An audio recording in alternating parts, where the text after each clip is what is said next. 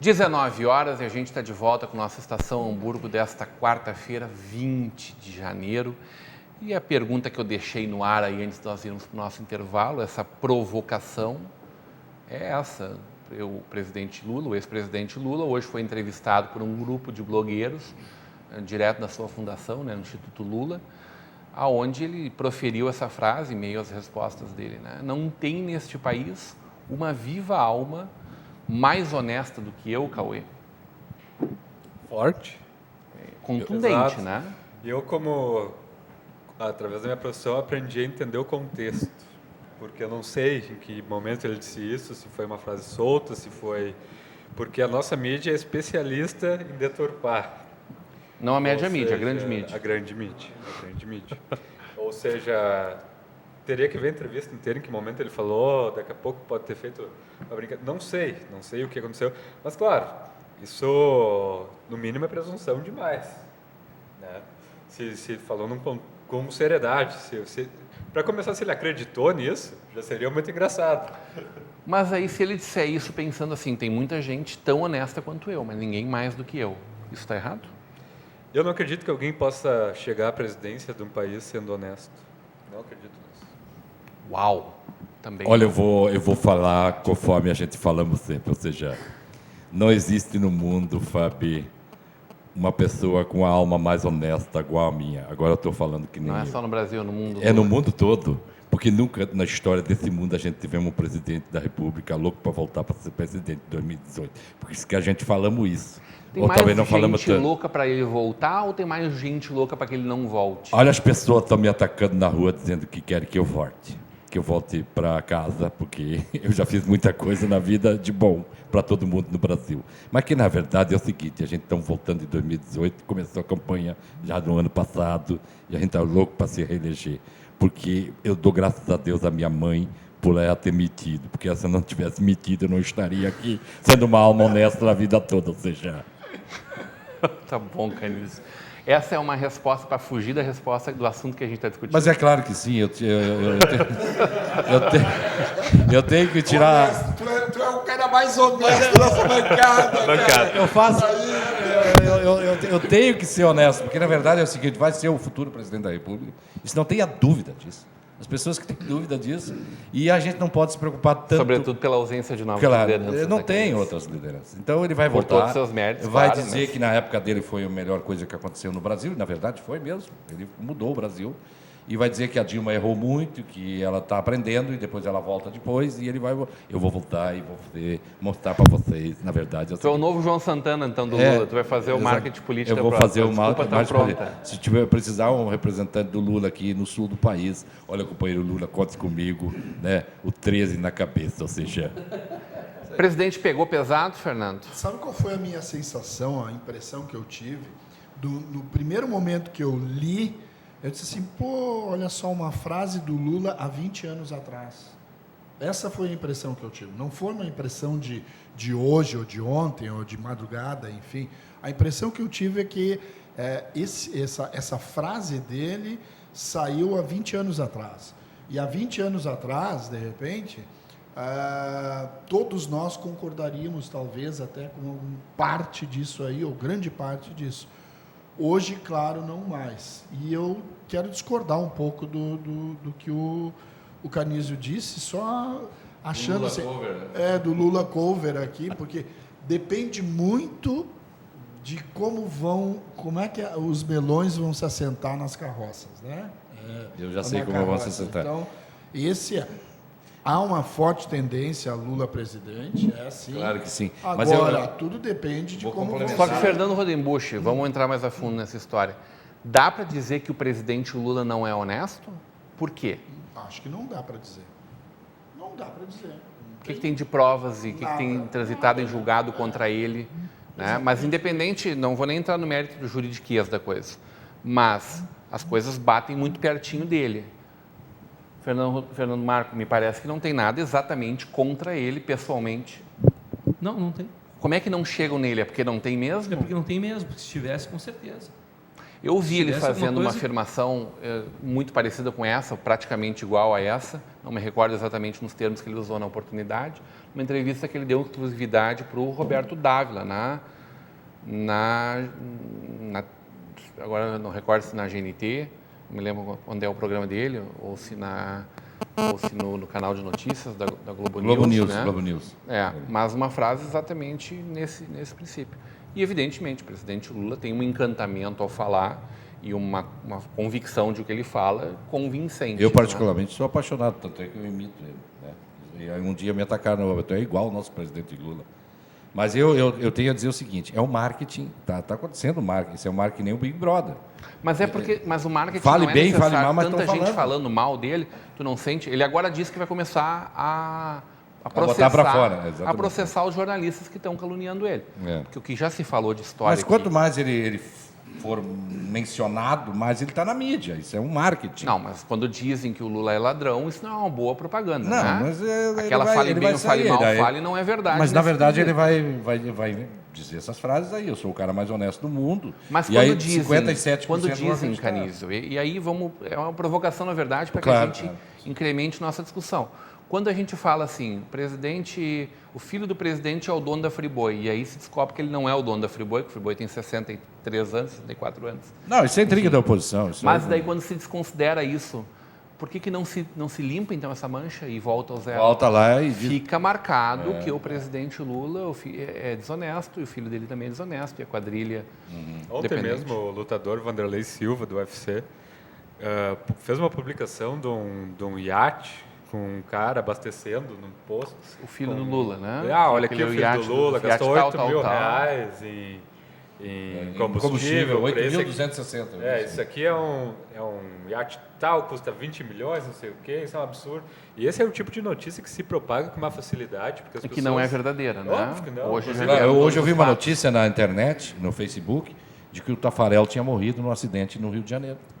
Foto do carro e tudo. E as pessoas compartilham Só que isso é uma também, coisa um que, problema não muito sendo grave. verdade, não termina com a vida do cara, né? Exatamente.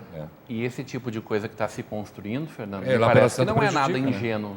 Não, isso é tudo arquitetado, como foi arquitetado em 64, na época do golpe Porque dependendo da militar. gente gostar ou não do presidente, eu acho que a alternância de poder ainda é o Porque, melhor assim, regime que a gente a tem. história é um ciclo. A história é um ciclo, tá? Tu tem um governo de esquerda que promoveu algumas mudanças sociais, tá? A direita começa a fazer o círculo inverso. Tá? E aí nessas horas, eu lembro de uma frase do Tim Maia, que eu acho o máximo, que é assim: o Brasil é o único país que prostituta beija na boca, cafetão se apaixona e pobre de direita. Então, assim, e é incrível como as pessoas... Não, porque melhor era na época da ditadura. Né? Na ditadura tinha mais corrupção do que hoje e não se investigava. Então, hoje está se investigando, as pessoas estão indo para a cadeia. Com uma diferença, tem um juiz federal chamado Sérgio Moro. As pessoas não sabem quem é o Sérgio Moro. Tá? Ninguém sabe quem é esse cara. Sabe que é um juiz federal do Paraná. Nascido em Maringá, que andou de ônibus pela primeira vez aos 18 anos, que tem o sangue O positivo, que se formou em 1986, né? Mas se sabe bem, em 96, se sabe bem pouco a respeito desse juiz. E aí, nessa história da delação premiada, vai o Vacari lá, indicado, né? O Vacari recebeu tanto, o Vacari vai preso. O Aécio Neves recebeu 300 mil, o Aécio Neves não vai preso, dentro do mesmo processo.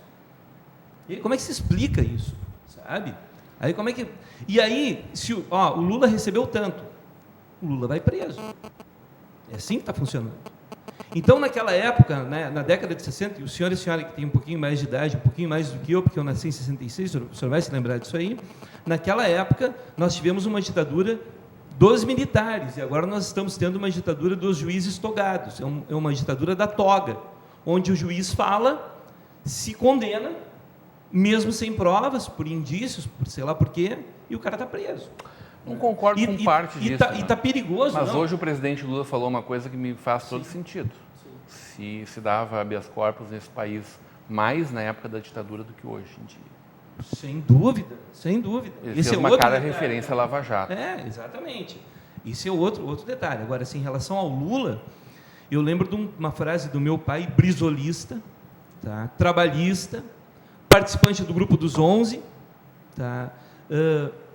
Já foi procurado pelo DOPS, Isso bem pouca gente sabe da vida do Pedro Marco, que é o meu pai, que está no andar de cima, construtor, faleceu em 2009, é uma pessoa que eu sinto uma falta dele, sim, pela sabedoria, pelo discernimento que ele tinha das coisas. E uma vez ele me disse, olha, Fernando, eu vou te dizer uma coisa, depois do Getúlio, o melhor presidente que o Brasil já teve foi o Lula. Então, aí entra aquela discussão do Getúlio, né? Daquele namoro que ele teve lá no início do Hitler, lá do nazismo. O nazismo. Né? Tem todas essas. Mas é inegável que o arcabouço jurídico que a gente tem hoje que protege o trabalhador é a herança do getulismo, do Getúlio. Né? E daqui para frente, a herança que o Lula deixou foi as 18 universidades, 470 escolas técnicas. Então, esses números têm que ser divulgados e ninguém fala nisso. E daí tu pega um governo, que nem foi o governo do Fernando Henrique, todo mundo diz assim, não, mas ele estabilizou a economia. Não foi ele, foi o Itamar. Ele era ministro da Fazenda. Aí eu acho que o primeiro governo do Fernando Henrique foi muito bom governo. Mas bom. aí se discute, né? Tudo bem, é discutível, mas enfim. Agora, um presidente que estava lá na Sorbonne, que é doutor em sociologia e que não conseguiu construir uma universidade nos 8 anos de mandato do Fernando Henrique, e aí tu pega o Lula e aquele debate de segunda-feira, que não tem curso superior e tem 18 universidades criadas na época do Luiz Inácio Lula da Silva. Então, isso para mim são números relevantes. Números relevantes são Minha Casa Minha Vida, que foi o primeiro programa habitacional depois do BNH. As pessoas não tinham onde morar. Tá. Eu queria só acrescentar aqui, parabenizar os nossos co-irmãos, os nossos irmãos argentinos, que tem o melhor jogador do mundo novamente, que tem o Papa, né, argentino, e escolheram agora, tiveram coragem de mudar, escolheram o melhor estadista como presidente da República, dizem eles, né? Então eu quero parabenizar eles, se eles realmente derem certo nisso aí tudo. No futebol já deram, e agora no Papa, já todo mundo crê em Papa, e o presidente parece-me que foi eleger o melhor presidente da América Latina, estadista de direita. Tiveram coragem de trocar, né, a corrupção que tinha lá a presidenta, né, Kirchner. Mas então a corrupção vai acabar com ele? Eu acho que estão falando que vai acabar. E eu quero Tomara, acreditar. né? Tomara, porque tenhamos um país... Não vizinho. é por decreto que você acaba com a corrupção, né? Qual é? É cultural. Isso exige anos e anos e anos de muito cuidado. Eu confesso, Canis, que eu só quero que eles cuidem melhor das esposas, não deixem muitas por aí, né? Nos postos de gasolina, pela estrada do Rio Grande do Sul fora. E que deixem bastante dólares nas nossas praias gaúchas, né? Não, é isso que é no seu bonito, rastro, né? E tem Mas dólar, que com uma velocidade, nos queira ou seus não carros queira, menores, né? Eles vão devagar, porque na verdade eles correm muito. Mas eles, na verdade, têm dólar para gastar, nós não temos, né? Então, parabéns para eles, mais uma vez, por ter dólares para vir aqui e deixar conosco, que a gente aprenda com isso. Mas se eles ainda têm dólares, isso não foi um resultado ainda da Cristina, porque esse novo acabou de assumir. Eu acho que ele não teria tempo para dar dólares para a população. Exatamente, mas eles estão acreditando e aí vão lá e buscam dólares para gastar, eu acho. Eu só acho que a gente tem que ter muito cuidado com aquilo que a gente fala e com aquilo que a gente escreve em todos os lugares, porque uma coisa é a gente discutir os problemas de uma forma racional, né? Dizendo, olha, que bom que ele tem esses acertos, que coisa ruim que tem esses defeitos, essas problemáticas. O que eu sinto muito é que a gente está vendo cada vez mais um diálogo onde todo mundo fala e ninguém ouve, onde todo mundo é dono da razão e as pessoas daí perdem razão quando elas não ouvem aquilo que a outra parte tem de bom. E isso me parece, Fernando Marco, Fernando Rodenbusch, Canísio, Cauê, que a gente vê dos dois lados. Nós temos aí uma guerrilha de trincheiras, onde, de fato, estão postos dois lados opostos, que estão cada dia se odiando mais e discutindo mais o sexo dos anjos, que a gente vê de alternativas, de coisas palpáveis, de soluções, muito pouco. Eu vi hoje, entre as dezenas, centenas de mensagens que eu vi sobre essa questão ainda, e me permito ler um trecho de uma delas, de um querido amigo, mas evidentemente que eu não vou dar o nome dele aqui, mas que ele postou no Face dele: sou contra a violência, mas este Lula está merecendo uma boa surra. Derrelho, né? Vírgula, derrelho, como o bom Galdério. Senhores militares, terminem o que vocês não fizeram bem feito no passado. Tomem a frente, atropelem os generais que estão comprados pelos comunistas, que são poucos, rebelem as casernas, ponham à vossa frente Mourão. Eu acho realmente que esse tipo de construção... Primeiro que essa história do medo do comunismo é uma grande piada, porque o Brasil está cada vez mais capitalista. Mas o inimigo oculto é uma coisa que o PT também se usou em vários momentos para levantar suas bandeiras, né, Fernando? Também, claro. Então, de novo, a crítica sem que dúvida. fica tudo a mesma coisa. Agora, daí, esse né? medo do comunismo, os comunistas, porque isso aí reproduz a história de 64. Então, esse cidadão aí, que eu não sei o nome dele, o senhor vai lá e pega os livros de história e vá lá e pesquise sobre 64, porque o que o senhor está falando aqui é a mesma coisa que principalmente a marcha com Deus pela família e pela liberdade, que foram 100 mil pessoas que saíram nas ruas, parecido com essa marcha do impeachment aí, com medo do comunismo, com medo que ia entrar aqui no Brasil 500 mil cubanos que iam tomar conta, né, que ia vir gente da União Soviética da época, da China para cá, que ia ter guerrilheiro espalhado por tudo que é lugar, e na realidade o que estava acontecendo de fato... Está acontecendo tudo isso aí, hein? Exatamente, o que estava acontecendo de fato, estava acontecendo de fato na época do João Goulart. Eu não sei qual a idade do senhor que colocou essa barbaridade aí que o senhor escreveu, mas naquela época do João Goulart o que estava acontecendo era uma tímida reforma agrária, Que todos os países envolvidos no mundo já fizeram. Exatamente, em algum momento, que o Brasil história, aqui né? ainda Em 1600, em 1800. patinhando, né? Não querendo concordar contigo, mas eu sou sempre a favor da paz. Mas vieram muitos cubanos, médicos cubanos, vieram angolanos. Graças a Deus. Que bom. O Para mim isso não atendimento- mudou nada. E a minha este ano, 100% dos médicos inscritos nos Mais Médicos são médicos brasileiros. Brasileiro é ótimo. A alegria de todo Alegria, mundo. claro. E E os diz, críticos e de um diz a programa Fernanda tão aqui, bom a como Fernanda, esse. ela está reiterando o meu comentário, está dizendo o seguinte ainda, e nós não comemos criancinhas. É porque elas fogem, né? Tem que trazer essa tava menina para mexendo, cá. porque elas fogem. Tem que trazer essa menina. Fernanda, isso não é quando assim. tu vier ao programa, eu vou trazer especialmente para ti, para todos os nossos telespectadores, mas especialmente para ti, o 1992, uma grande campanha de marketing que o PCdoB fez, onde ele dizia várias peças, né? E uma delas era: o Partido Comunista do Brasil se solidariza com Michael Jackson. Eles diziam a mesma coisa da gente e não era verdade, era mentira. Mas eu até faço uma provocação. É claro que sim, Maravilhoso. para fazer um debate bem inflamável aqui, traga o Bolsonaro para discutir com o Fernando Marcos. Eu tenho a teoria que o Bolsonaro tem um teto no Brasil de 15% dos votos e que ele não deve passar disso. É ilusão. E eu isso não diria vai- para poucas pessoas que eu me mudo do país se tal presidente entrar. Eu vou embora. Eu acho que o Bolsonaro eu não fico. Isso eu vou fazer que nem a Regina Pode ser uma Duarte. né? solução para o Brasil se livrar de mim. eu Naquela não época fico. que o Lula estava ali, a Regina Duarte veio com uma cara assim, eu tenho medo.